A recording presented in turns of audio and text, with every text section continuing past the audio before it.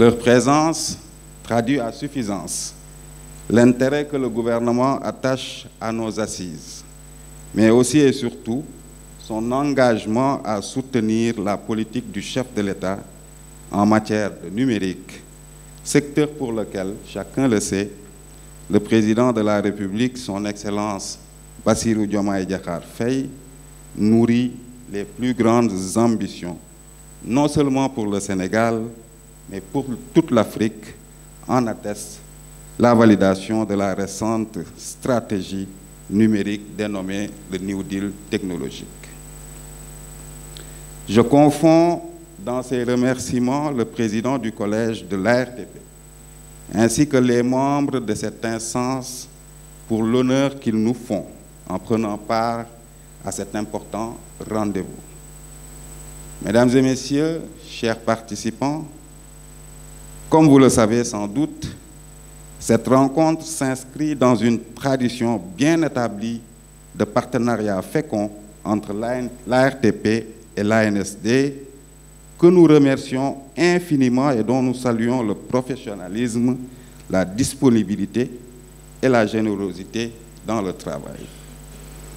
La renommée de votre entité est le parfum de l'expertise de vos ressources. D'ailleurs, la présence de son directeur général est assez éloquente pour traduire la nature des relations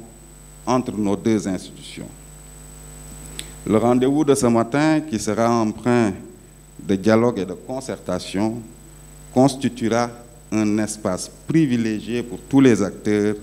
intéressés par le développement et la promotion du secteur des télécommunications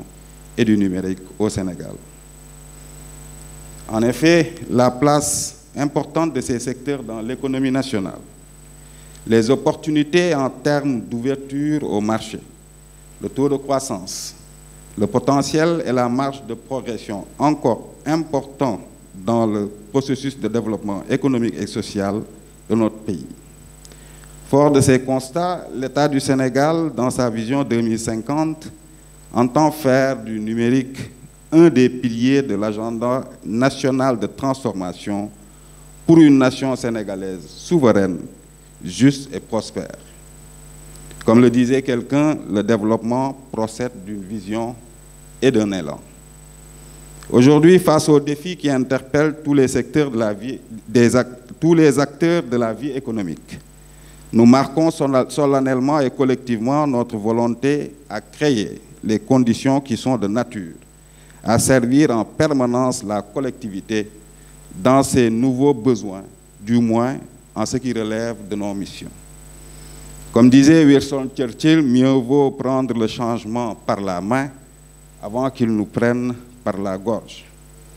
Sous ce rapport, nous nous réjouissons de la volonté clairement affichée des autorités de faire de l'ARTP un acteur important de ces secteurs,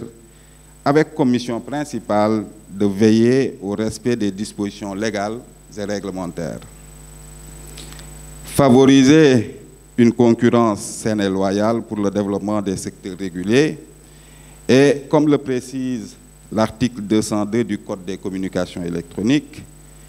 veiller au développement de l'industrie des technologies de l'information et de la communication et assurer le suivi et mettre à disposition des autorités gouvernementales et des acteurs des secteurs régulés des informations pertinentes relatives notamment à la performance des opérateurs, à la qualité des services fournis aux utilisateurs et à la satisfaction des utilisateurs mesurée par rapport aux normes existantes. À ce sujet, la RTP est consciente du rôle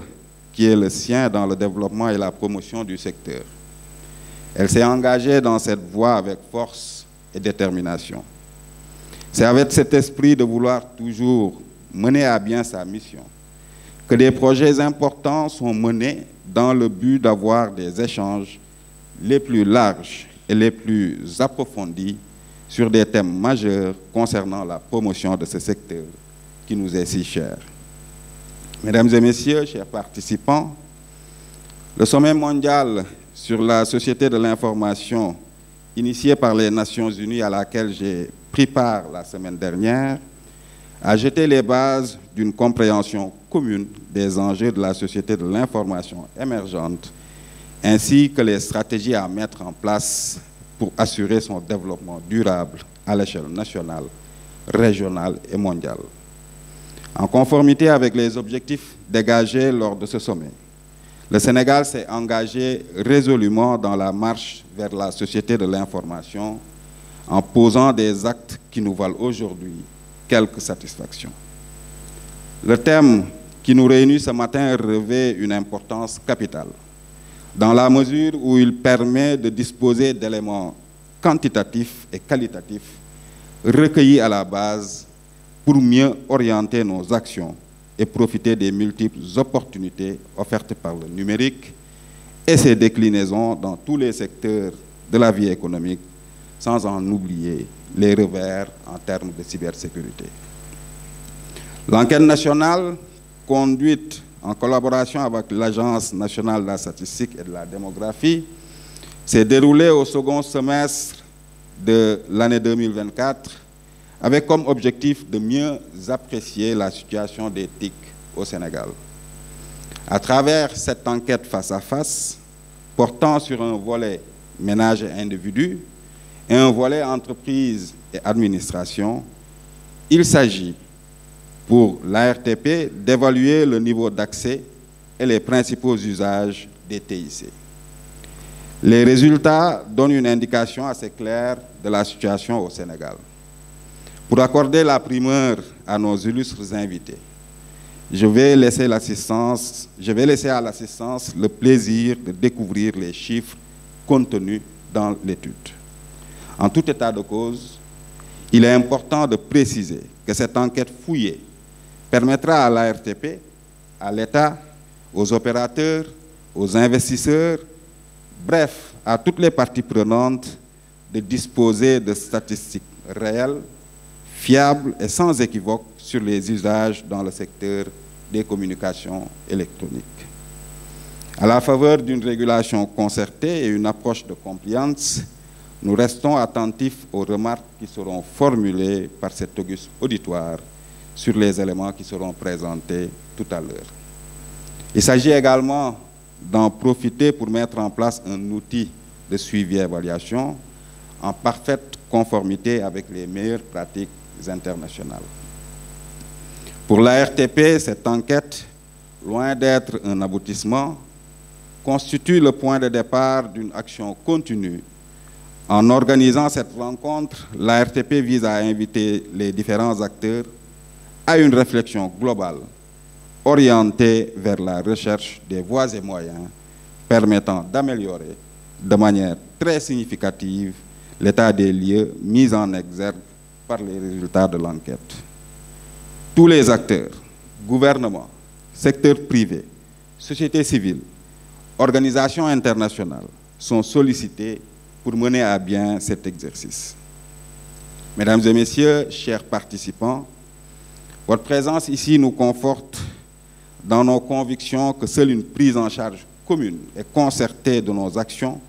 nous permettra de relever les défis et faire en sorte que les TIC constituent effectivement un levier de développement. C'est donc avec bonheur que je constate que vous avez répondu nombreux à notre invitation et vous invite à la réflexion dans le cadre